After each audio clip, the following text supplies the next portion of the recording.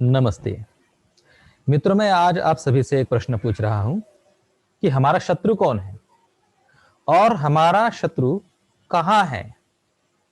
तो बहुत सारे लोग कहेंगे कि एक अमुक व्यक्ति मेरी शत्रु है और वो अमुक अमुक जगह पर रहती है।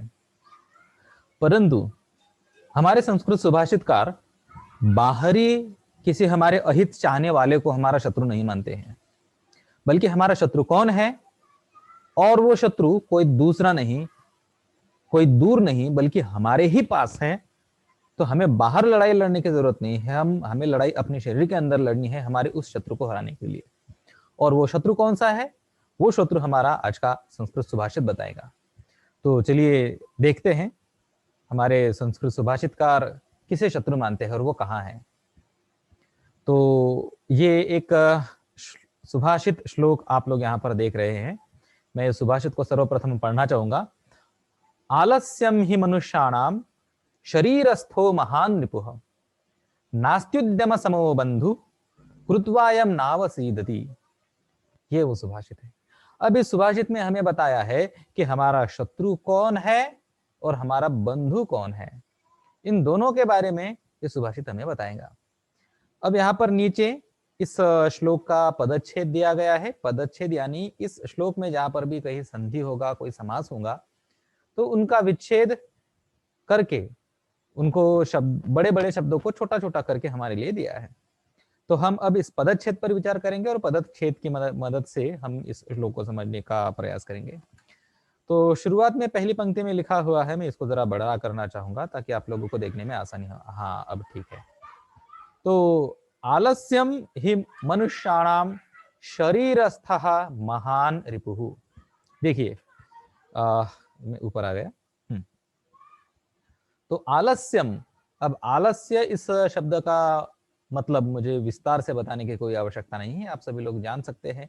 आलस्य यानी आलस, काम करने की शक्ति होने के बावजूद, काम करने के लिए समय होने के बावजूद भी वो काम नहीं करना, ये है आलस्य।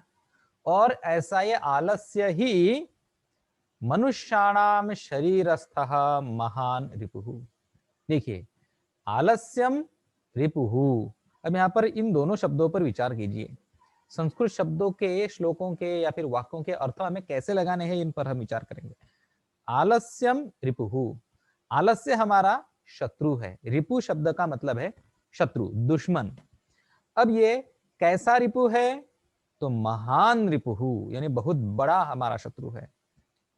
और क्या विशेषता है इस हमारे आलस्य रूपी शत्रु की, तो शरीरस्थ महान रिपुः। अब यहाँ पर शरीरस्थ इस शब्द पर हम विचार करेंगे। अब इसके अंदर शरीर, ये जो शब्द है, इसका अर्थ बहुत आसान है, आप सभी लोग आसानी से जान सकते हैं, समझ सकते हैं। तो शरीर यानी हमारा शरीर, और यहाँ पर जो स्थ है, स्थ का मतलब होता है स्थान यानी रहने वाला। तो हमारे शरीर में ही रहने वाला ये एक महान रूप है। और एक और कॉम्प्लीमेंट इसके बारे में इस्तेमाल किया गया है और वो श्लोक में है, वो है मनुष्याणाम। तो मनुष्याणाम यानी मनुष्यों का। तो अब आप लोगों को ये पूरी की पूरी पंक्ति आसानी से समझ में आ चुकी होंगी। एक बार फिर से मैं इसका जो अर्थ है आप लोगों को स्पष्ट कराता हूं कि आलस्यम ही मनुष्याणाम शरीरस्थः महान रिपुः, यानी आलसीपना ही इंसानों के शरीर में रहने वाला बहुत बड़ा दुश्मन है। ऐसा अर्थ हमारी पहली पंक्ति का है। अब हम बढ़ते हैं दूसरी पंक्ति के पास। यहाँ पर हमें बताया कि हमारा शत्रु कौन है, हमारा दुश्मन कौन है, और दुश्मन हमने जान लिया है। हमें दुश्मन से झगड़ा करने के लिए बाहर किसी रणभूमि में जाने की आवश्यकता नहीं है। दुश्मन हमारे अंदर बैठा हुआ है और वो है हमारा आलस। अगर हम आलस को दूर फेंकेंगे तो सारी दुनिया में जीत हमारी है। और यहाँ पर बंधु ये एक शब्द लिखा हुआ है। अब बंधु का मतलब हम सामान्यतः भाई लेते हैं, यहाँ पर हम इसका अर्थ मित्र ऐसा भी ले सकते हैं, मदद करने वाला बंधु। तो हमारा बंधु कौन है, न अस्ति उद्यम समः बंधु। देखो, देखिए हमारे श्लोक जो है, श्लोक में कुछ ऐसा लिखा है, नास्त्युद्यम समो। तो यहाँ पर दीर्घ संधि है और यण संधि है और बाद में विसर्ग का उत्व संधि भी है। इन सभी का मिलाकर न अस्ति उद्यम समः ऐसा शब्द बनता है। तो और अब हम इसी का अर्थ देखने वाले हैं। न अस्ति, न अस्ति यानी नास्ति, नास्ति का मतलब नहीं है। क्या नहीं है?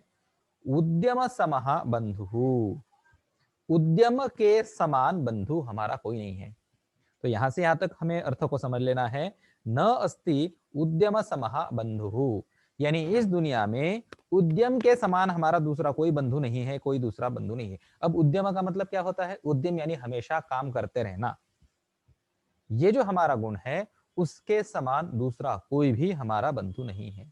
अब ये जो उद्यम के समान जो हमारा बंधु है, उद्यम रूप बंधु है, इसके बारे में यहां पर और विशेष जानकारी दी गई है।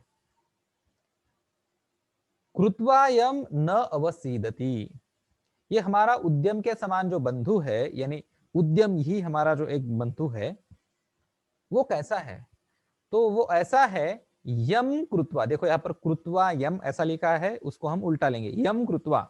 अब यहाँ पर यम का मतलब होता है जिसे, और कृत्वा यानी करके। तो यम कृत्वा यानी जिसे करके, यानी जिसे यानी जिस यानी उद्योग को करके, न अवसीदति, न का मतलब होता है नहीं, और अवसीदति, अवसीदति यानी दुख करता है। तो कोई भी मनुष्य दुख नहीं करता है। अगर आप लोगों ने उद्योग किया, अगर आप लोग काम धंधा कुछ ना कुछ करते रहें, तो आप पर दुखी होने का समय कभी भी नहीं आएगा, ऐसा इसका तात्पर्य है।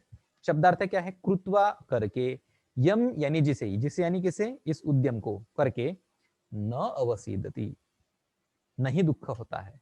तो इस तरह से हमने इस श्लोक के अर्थ को जानने का प्रयास किया। नीचे इसका शब्दशः अर्थ भी लिखा हुआ है एक एक शब्द का।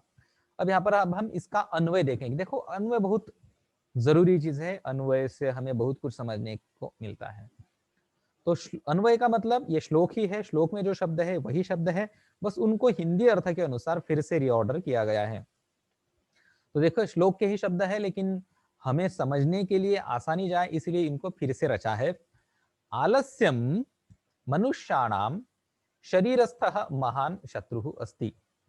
माफ कीजिए, मैंने यहाँ पर शत्रु लिखा है, श्लोक में रिपु शब्द है, रिपु शब्द लेना चाहिए था।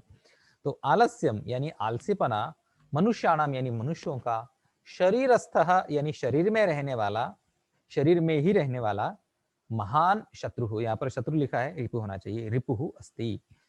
अब आलस्य एक ऐसी चीज है कि जो हम मनुष्यों के शरीर में ही रहने वाली एक उनका एक महान दुश्मन है। तथाच, तथाच यानी साथ ही साथ, उद्यम समः बंधु न अस्ति। देखिए श्लोक में क्या था?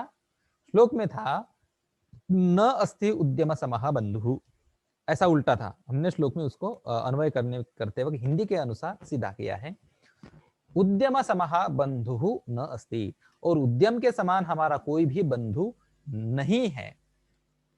और ये बंधु कैसा है? यम कृत्वा, यम कृत्वा यानी जिसे करके, यानी जिसे जिस उद्योग को करके, मनुष्य, देखो मनुष्य शब्द श्लोक में तो नहीं है, लेकिन अर्थ की दृष्टि से यहाँ पर होना जरूरी है, इसलिए हमने यहाँ पर इसको लिया है। तो मनुष्य न अवसीदति, तो जिसे करके इंसान यानी मनुष्य कभी भी दुखी नहीं होता है, ऐसा इस श्लोक का अन्वय बना। इसका नीचे हिंदी अर्थ भी दिया है। देखिए यहाँ पर एक मैंने चित्र बनाने की कोशिश की है, ये पावर पॉइंट में बना हुआ चित्र है। देखो मनुष्य बहुत बड़ा आप लोगों को मनुष्य दिख रहा होगा, और इसके नीचे अंदर ही अंदर पूरा का पूरा आलस्य भरा है, और आलस्य आलसीपना की वजह से देखो वो भी ऐसा बड़ा बन गया है। तो इसके शरीर में ही आलस्य है और यही इसका दुश्मन है, और इसे अगर अपने जीवन में जीत हासिल करनी है तो बाहर किसी से लड़ाई करने की जरूरत नहीं, इसको सबसे पहले अपने अंदर जो आलस्य है उसको दूर भगाने की इसको जरूरत है। तो मुझे उम्मीद है कि आप लोगों को ये श्लोक समझ में आ गया होगा। इस श्लोक के बारे में और अच्छे से जानने के लिए आप लोग इस लेख को भी पढ़ सकते हैं, इसके अंदर व्याकरण विवेचन भी लिखा हुआ है। तो इसी तरह से हमारे साथ श्लोकों के माध्यम से संस्कृत पढ़ते रहिए, संस्कृत का शब्दकोश आपका बढ़ता रहेगा, और संस्कृत पढ़ने से हम सभी का कल्याण होगा। नमस्ते, धन्यवाद।